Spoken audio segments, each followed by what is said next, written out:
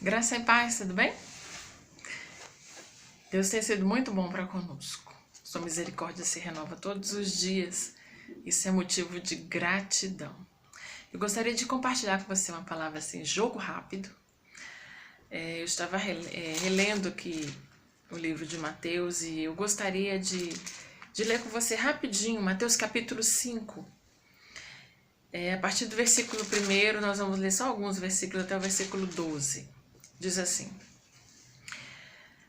Vendo Jesus as multidões, subiu ao monte, e como se assentasse, aproximaram-se os seus discípulos, e ele passou a ensiná-los, dizendo: Bem-aventurados humildes de espírito, porque deles é o reino dos céus. Bem-aventurados que choram, porque serão consolados. Bem-aventurados os mansos, porque herdarão a terra. Bem-aventurados os que têm fome e sede de justiça, porque eles serão fartos. Bem-aventurados os misericordiosos, porque alcançarão misericórdia. Bem-aventurados limpos de coração, porque verão a Deus. Bem-aventurados pacificadores, porque serão chamados filhos de Deus. Bem-aventurados perseguidos por causa da justiça, porque deles é o reino dos céus. Bem-aventurados sois quando por minha causa vos injuriarem, vos perseguirem e mentindo disserem todo mal contra vós. Regozijai-vos e exultai, porque é grande o vosso galardão nos céus, pois assim perseguiram aos profetas que vieram antes de vós. Então, olha só, que coisa interessante. Aqui ele fala que logo quando Jesus começa o seu ministério, ele vem de uma sequência de eventos, ele se manifesta, né? João Batista dá o testemunho, Jesus se apresenta, é batizado pelo primo João Batista. A palavra diz que ele é conduzido pelo Espírito ali para o deserto para ser tentado, para ser experimentado, para viver uma experiência que ele não teve ainda, porque Deus, sem pecado, sem nada, e viver essa experiência na forma humana é diferente. E o autor de Hebreus diz que ele aprendeu obediência pelas coisas que sofreu. E aí ele volta para Galiléia depois dessas experiências, começa a recrutar os seus discípulos e começa pregando. Aí ele vai dando os primeiros sinais pregando, vai curando gente, ali também na Galiléia, e gente vindo de todos os lugares, endemoniada, gente doente, gente atormentado, gente louca que não tem raciocínio, com doença psiquiátrica, gente paralítica, tudo ele começou a curar. E aí, quando ele dá o primeiro sinal, um dos primeiros sinais, né, de seu trabalho, a Bíblia diz que sua primeira ação mesmo, ela acontece no casamento, mas quando ele vai dando os sinais do seu trabalho, um número maior de pessoas vão se aproximando.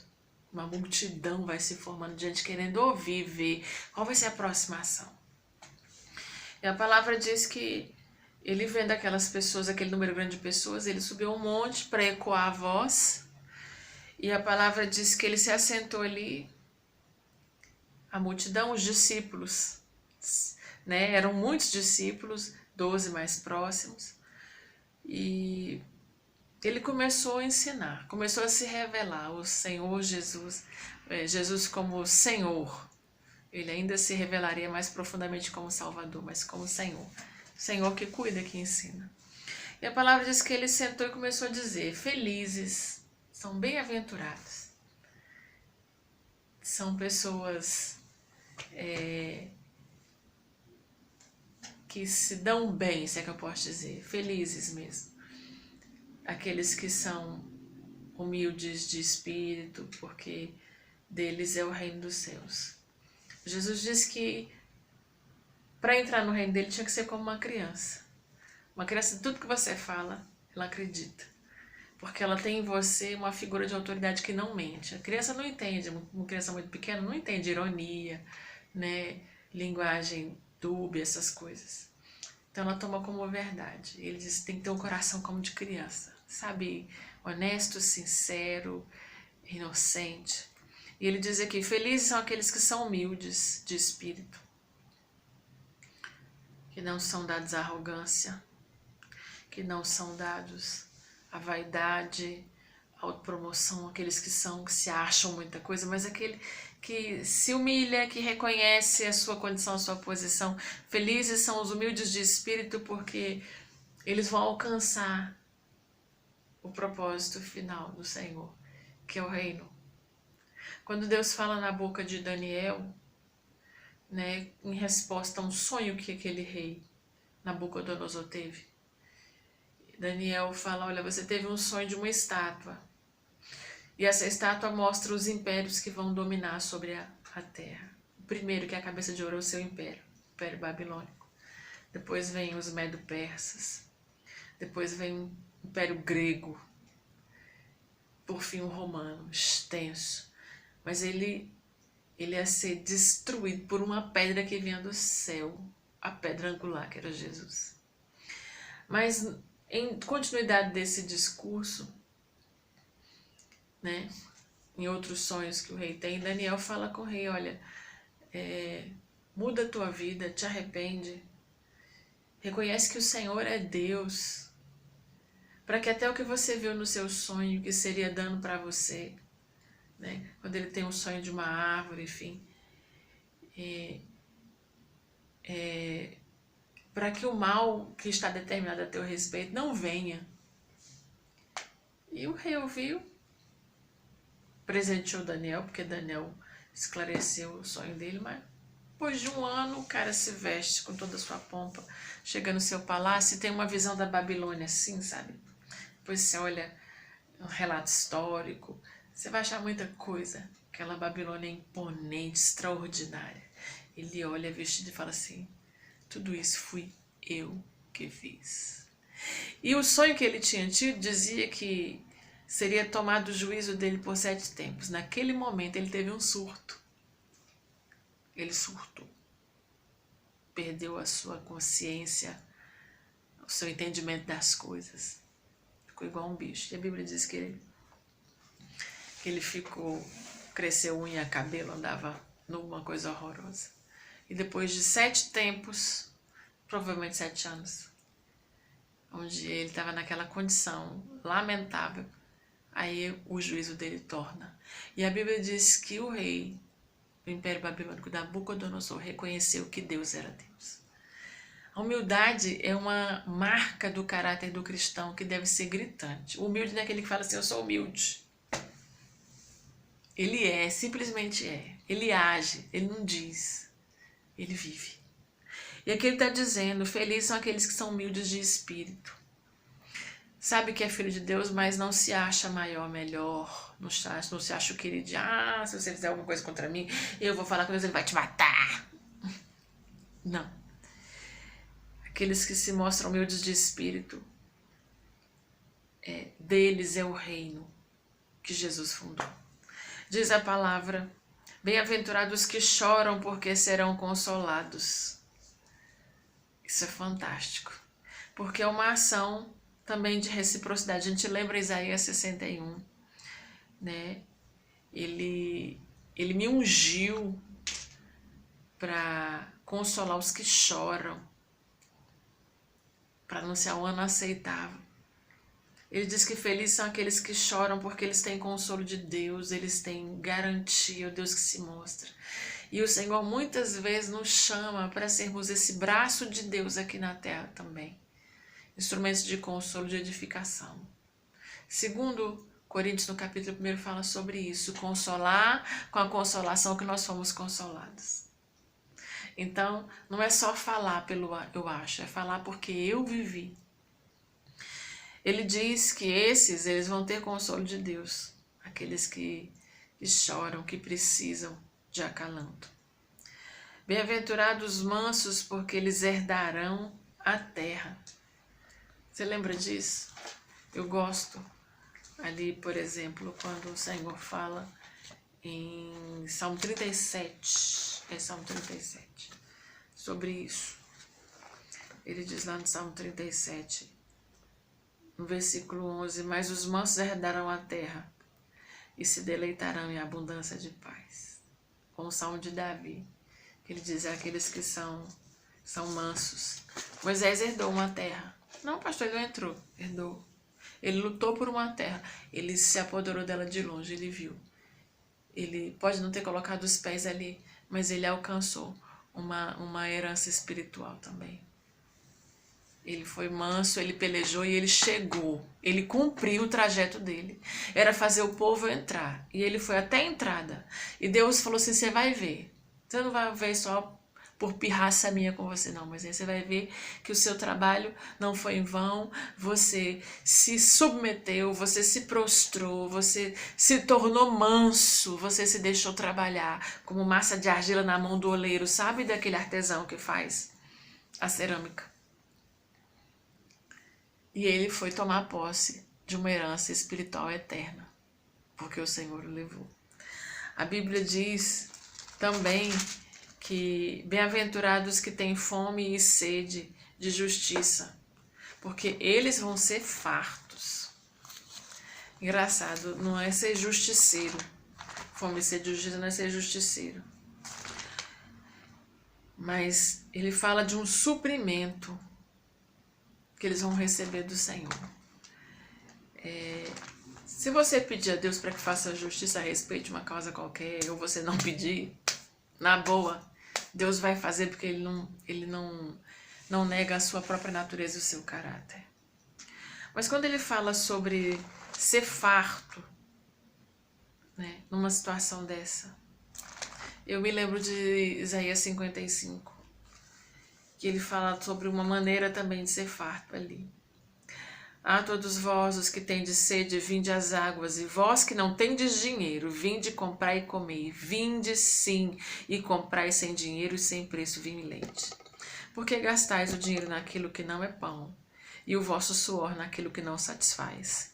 Ouvi-me atentamente, comei o que é bom, e vos deleitarei de finos manjares. Vocês vão ter prazer e vão ser fartos. Busque ser farto daquilo que não pode lhe faltar nunca mais. Daquilo que não corre o risco de sumir da prateleira do mercado se houver uma crise mundial. Mas ele diz, venham comprar na minha presença. Venham ser fartos daquilo que eu dou e que nunca mais vai deixar de existir na sua vida. Vai permanecer. Ele diz, bem-aventurados misericordiosos, porque eles alcançarão misericórdia. É engraçado isso. O Senhor diz para Abraão, olha, eu vou ter misericórdia de quem eu tiver misericórdia. Ele não falava assim, eu sou o cara da pá virada, quando eu tiver afim eu faço com esse, mas não faço com aquele, não. Existem critérios de Deus. Mas ele está dizendo que quem é misericordioso, ele alcança misericórdia. Você vê isso em Salmo 41, quando o salmista fala assim, que aquele que atende o pobre, aquele que usa de misericórdia para com o pobre, para com aquele que está necessitando de alguma coisa, o Senhor o livra no dia do mal. Deus age com misericórdia com ele. Ele não deixa ser destruído pelos inimigos, virar refém das circunstâncias e ainda lhe afofa a cama na enfermidade. A misericórdia que foi destinada a alguém, ela volta, ela vai reverberar, ela vai voltar para mim. E ele diz, bem-aventurados misericordiosos, eles exerceram misericórdia no reino, eles vão alcançar misericórdia. Eles vão receber o que eles plantaram.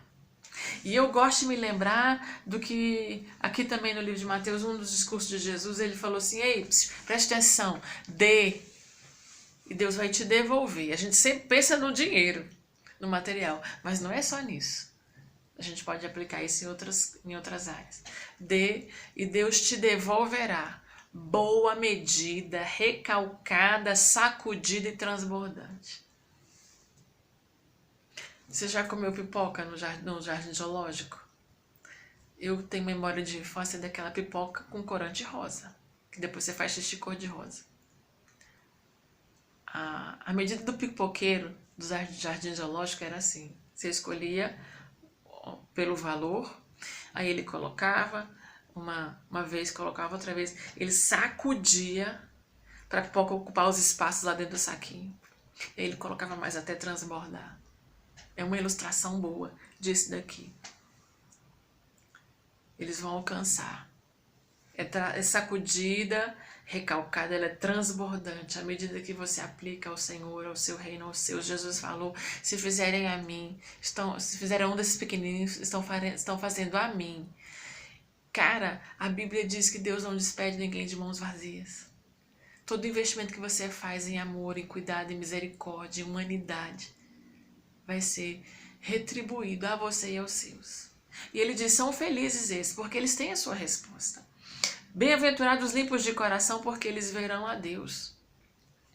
Limpo de coração é aquele que não guarda rancor, não é refém das circunstâncias.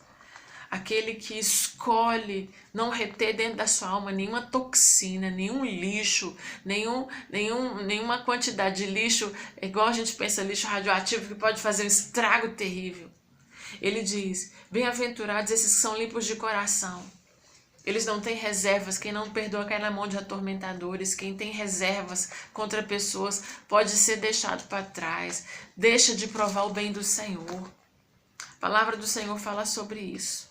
Eu me lembro do Salmo 24, quando o Senhor fala sobre a vinda do Rei da Glória, e aí ele começa a indagar a partir do versículo 3, quem é que vai subir no lugar de intimidade com Deus, né? No monte do Senhor? Quem vai poder permanecer onde Deus habita? Porque Ele é santo e diz que a gente tem que ser santo.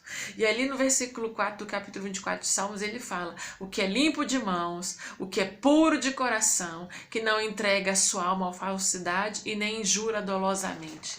Limpo, aquele que não tem sujeira, não tem nada que desabone, não tem reservas. E ele diz, felizes são os que são limpos, os que escolhem esse caminho. Porque uma coisa é fato. Eles vão ver o que todo mundo quer ver, que é o próprio Deus. E a revelação do Senhor, quando ele se pronuncia alguém, irmãos, muda a vida. Muda, nos arranca de onde nós estávamos. A palavra diz ainda, bem-aventurados perseguidos por causa da justiça, porque deles... Bem-aventurados pacificadores, porque serão chamados filhos de Deus. Jesus, ele é declarado na boca do profeta Isaías como príncipe da paz. Aqui nos seus discursos ele diz, olha, eu deixo para vocês a minha paz. A minha paz eu decidi dar para vocês. E ele diz aqui, o Senhor no seu discurso, são felizes aqueles que têm, e essa paz que está neles os capacita a agir, a pacificar, a intervir para mudar a realidade. No que depender de vós, tenham paz com todos os homens. Amenize o ambiente. Ele não está chamando a gente para ser aquele cara que aparta a briga de casal e de dois bêbados na rua, não. É aquele que consegue, com a sua influência, mudar a atmosfera. Trazer um ambiente diferente de paz, de quietude, né, de harmonia. Ele diz, são felizes esses, porque eles vão dizer deles que verdadeiramente esses são filhos de Deus. Eles são filhos porque reproduzem as mesmas obras, fazem as mesmas coisas, pensam da mesma maneira. Pedro, quando foi confrontado, ele negou. Jesus estava naquele processo para ser crucificado. Você é um deles. Não, não. Você fala igual a eles. Não, eu não falo, não conheço essa gente. Ele estava sendo identificado pela conduta, pela postura, pelo modelo. Ele estava sendo identificado pela maneira de ser. Se Deus disser de você, ou se as pessoas disserem, olha, fulano, gente, quando chega, muda o ambiente, parece que age e consegue intervir no meio das pessoas. Rapaz, isso aí realmente é filho de Deus, porque é igualzinho o Pai. É privilégio ser chamado de filho de Deus. Bem-aventurados perseguidos por causa da justiça, porque deles é o reino dos céus. Pedro fala sobre isso, que a gente pode levar em consideração a reação das pessoas. Se alguém nos maltratar porque a gente fez errado, é justo. Você fez, levou. Mas ele diz, Pedro fala aqui em 1 Pedro capítulo 3, Mas ainda que venhais a sofrer por causa da justiça, por causa de serem filhos, por reproduzir as mesmas obras, por fazer como o Pai mandou a gente fazer, bem-aventurados sois. Não vos amedronteis, portanto, com as suas ameaças, nem fiqueis alarmados. Mas a primeira parte do versículo fala isso. A gente é bem-aventurado. Se a gente até sofre um dano porque é correto, porque age como Deus quer que a gente haja, porque procede como Ele quer que a gente proceda. Bem-aventurados sois quando por minha causa vos injuriarem e vos perseguirem e mentindo disserem toda sorte de mal contra vós. É engraçado isso, né? Porque às vezes a gente acha no discurso bonito, mas na vivência não quer não. Não acho justo, não é justo. Eu sirvo a Deus, é uma Deus, por que isso está acontecendo comigo? Como é que por causa do Senhor eu sofro esse dano? Hoje fui fazer uma consulta e conversando com o especialista que me atendeu, ele disse que veio de uma família muito pobre no interior do Nordeste e que passou muita necessidade. E ele disse que a mãe dele se converteu na Assembleia de Deus. E eram muitos filhos. E o pai dele tinha proibido a mãe de ir para a igreja, porque como eles eram pequenos, se ela fosse, ela tinha que levar os filhos. E ele falou que a mãe ficou 10 anos sem ir para a igreja. Ele disse a mim que ela não sabia ler, mas ela tinha o Espírito Santo de Deus na vida dela. Será que a gente daria conta de passar por uma situação como... Ah, não, pastora, tem muitos anos. Não, tem muita coisa assim que ainda acontece hoje. Será que a gente se consideraria assim bem-aventurado? Isso é um termômetro, tá? Perseguições é um termômetro de como é que a gente está caminhando com o Senhor. A gente se vê feliz ou honrado por ser perseguido por causa da justiça, da verdade, da postura. Entendendo que quem sofre esses danos e permanece firme é deles o reino de Deus. Eu já vi testemunho, por exemplo, de gente na Coreia do Norte. Gente que ficou preso muitos anos. Foi levado para campos de trabalho forçado. Porque confessou Jesus. Alguns foram mortos. Teve gente que ficou mais de 20 anos. Não podia ler a Bíblia. Não tinha igreja para ir. Entendeu? Não viveu o que muitos de nós vivem e ainda reclama. E permaneceram firmes. Até Deus resgatar. Alguns morreram. E a Bíblia diz que dessa gente é o reino. É direito deles. Bem-aventurados sois quando por minha causa vos injuriarem e vos perseguirem e mentindo disserem todo mal contra vós. Regozijai-vos e exultai, porque é grande o vosso galardão nos céus, o vosso prêmio, a vossa recompensa, pois assim perseguiram os profetas que viveram antes de nós. Nós fomos pegos de surpresa por uma pandemia. O Espírito de Deus falou algumas vezes a respeito disso. E muita gente entrou em crise pela possível ameaça de adoecer, de não ter comida, de perder o emprego, que é justo, o que é comum.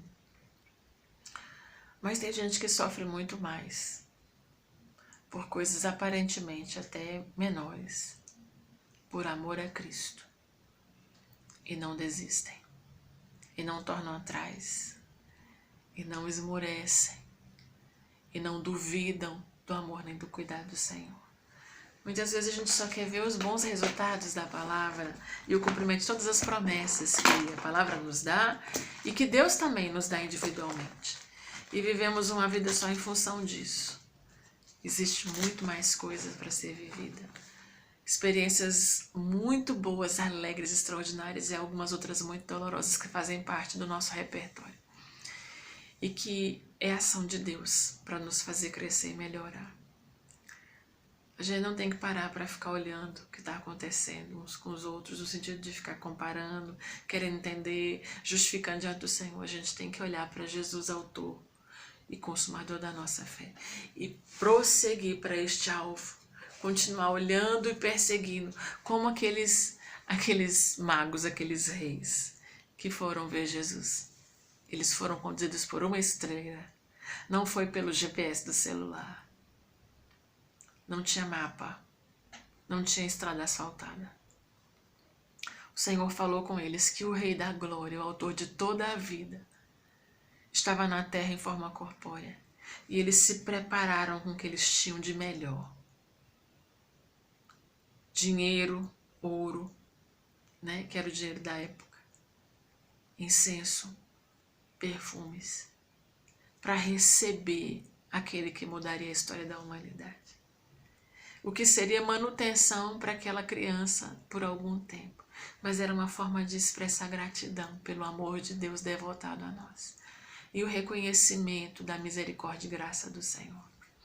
Nós precisamos olhar para a vida com os olhos, com a visão, com os óculos que o Senhor nos dá. Para que as coisas façam sentido. E para que a gente não esmoreça. Tempo de doença passa, dificuldade passa, de alegria passa, de ganhos passa. Mas a palavra do Senhor não passa, nem a presença de Deus nos deixa. Pense nisso. O Senhor vai te dar graça e paz mais uma vez nesses dias. Fica com Deus. Tchau.